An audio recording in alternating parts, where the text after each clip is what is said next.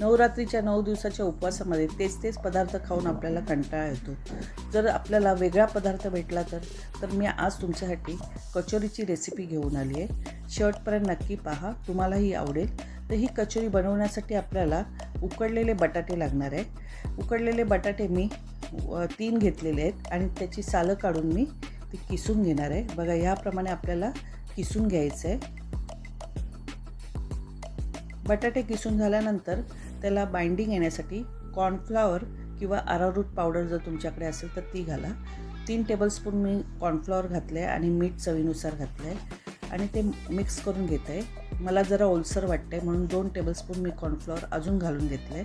बघा, याप्रमाणे आपण कॉर्नफ्लॉवर 2 टेबलस्पून घालून घेत आहोत आणि परत मिक्स करून आपण ते मळून घेत आहोत। बघा, याप्रमाणे अलगद हाताने आपल्याला ते मळून घ्यायचं आहे आणि मिक्स करून घ्यायचं आहे आणि ते आपण आता साईडला ठेवूया आणि त्यामध्ये लागणारं स्टफिंग आपण तयार करून घेऊया।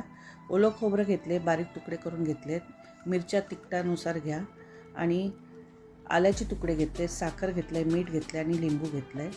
आता हे आपण मिक्सरला असं लावून घ्यायचं आहे आणि त्यातलं स्टफिंग आपण तयार करून घेतलेलं आहे। आता आपण कचोरी कशी बनायची ते पाहूया।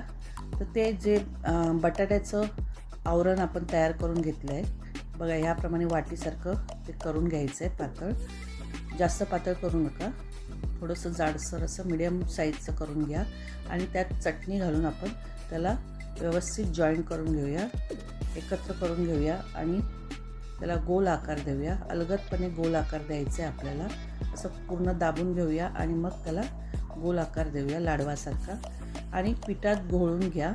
ही प्रोसिजर तुम्ही नक्की करा, नाहीतर तेलात सुटून जातील। तर ही पिठात घोळून पहिलं घ्यायचं आहे आपल्याला आणि साईडला ठेवून द्यायचे। असे सगळे गोळे तयार करून घेतलेले आहेत आणि गरम तेलामध्ये आपल्याला सोडायचं आहे आणि सगळं 4-5 गोळे तयार करून आपण त्याच्यात सोडलेले आहेत आणि सोडल्यानंतर आपल्याला गॅसची फ्लेम मिडियम ठेवायची आहे।